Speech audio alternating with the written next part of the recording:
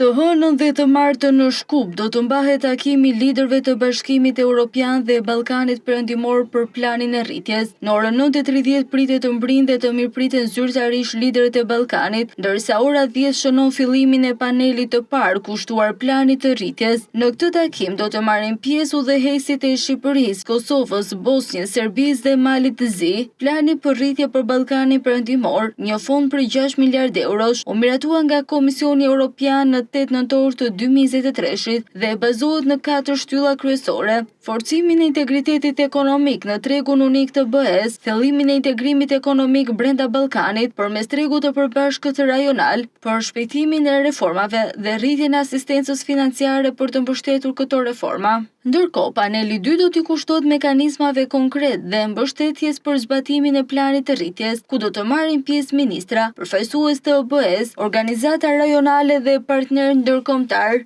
Deri në vitin 2027, Shqipëria ka mundësi të marrë deri në 922,1 milion euro nga mekanizmi reformës dhe rritjes për Ballkanin Perëndimor në këmbim të reformave në shtetin e së drejtës dhe të drejtat themelore, energjinë e rinovueshme, ekonominë digjitale, kapitalin njerëzor dhe zhvillimin e sektorit privat. Plani i rritjes së Ballkanit ofron një udhërrëfyes për t'i afruar ekonomitë e rajonit me BE-n, po ashtu lehtëson qasjen graduale në tregun unik, duke u mundësuar qytetarëve në Ballkanin Perëndimor të korrin disa përfitime të hershme nga integrimi në Bashkimin Evropian, si dhe mbështet integrimin e mëtejshëm ekonomik rajonal.